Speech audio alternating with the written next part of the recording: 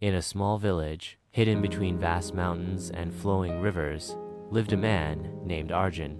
Once a successful merchant, Arjun had seen his entire world collapse before his eyes. His business had failed, his closest friends had betrayed him, and his family had abandoned him, calling him a disappointment. Every night, he lay awake, haunted by the thought, "Why me? What did I do to deserve this?" One evening, as he sat by the river, watching the moonlight ripple on the water, he overheard two old monks passing by. "They say the great Master Rinzin knows the secret to unlocking miracles," one monk whispered. "Yes," the other nodded.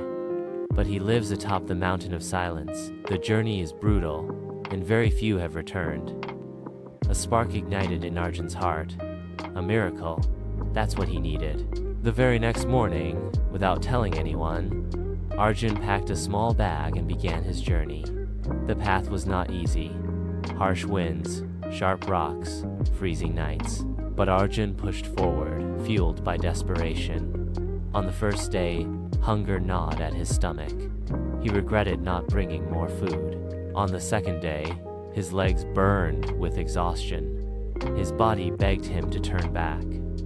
By the third day, his mind was filled with doubts. What if this was all a lie? What if the monk doesn't have the answer? What if I suffer for nothing? But something deep inside whispered, "Keep going." Finally, on the fourth day, as the sun rose behind the snowy peaks, he saw a simple hut nestled between ancient trees. Inside, an old monk sat in deep meditation. His presence radiated peace, wisdom, and an unshakable stillness as if he had discovered something beyond the reach of ordinary men. Arjun fell to his knees, breathless. "Master Rinzin, I have lost everything. My life is in ruins.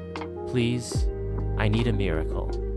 The monk slowly opened his eyes and smiled. "A miracle, you say?" His voice was soft, yet powerful. Arjun nodded desperately. The monk studied him for a long moment, then said, "Very well. There is a sacred mantra. If you say it 3 times, miracles will happen." Arjun's eyes widened. Finally, the answer. "Tell me, Master. I will do anything." Master Rinzin leaned in and whispered 3 simple words. "I am enough." The doubt Arjun's excitement instantly faded. "That's it?" he asked, confused. "Yes, Master. I don't understand. How can 3 simple words change my life?" The monk smiled. "Say them, and you will see." Still skeptical, Arjun hesitantly whispered, "I am enough." "Nothing happened," he repeated, louder. "I am enough." Still, nothing. Frustrated, he took a deep breath and shouted, "I am enough!" And suddenly, something shifted. His chest felt lighter. The crushing weight of years of self-doubt and regret loosened, just a little. It wasn't magic. It wasn't a divine light descending from the heavens, but something within him had stirred. Tears welled in his eyes.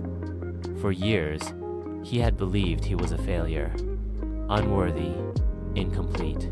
And now, for the first time, he questioned that belief. Master Rinzin watched him with kind eyes. "The words themselves are not magic, my child, but when spoken with faith, they change the one who speaks them." Arjun's voice trembled. "But how? Nothing has changed." The monk chuckled. "Tell me, when you were a child, before the world filled your mind with doubt, did you not believe you could do anything?" Arjun nodded. "And now, after years of failure and disappointment, you believe you are not enough. And so, life has given you exactly what you believe." The words hit Arjun like lightning. "You see, my child, the real miracle is not in the words themselves. The real miracle is in changing what you believe about yourself." Arjun sat in stunned silence. The monk continued, "Most people spend their lives searching for external miracles, money, Success. Love and ever realizing that the greatest miracle is within. The day you truly believe you are enough, the world will reflect that belief. The right opportunities, the right people, and the right moments will find you not because the universe has changed, but because you have. That day, Arjun did not receive money, power, or lost relationships. But something far greater had awakened inside him.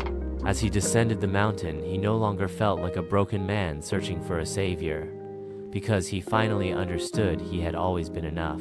And as he walked down, the mountains seemed less harsh, the wind less cruel, and for the first time in years, he felt free.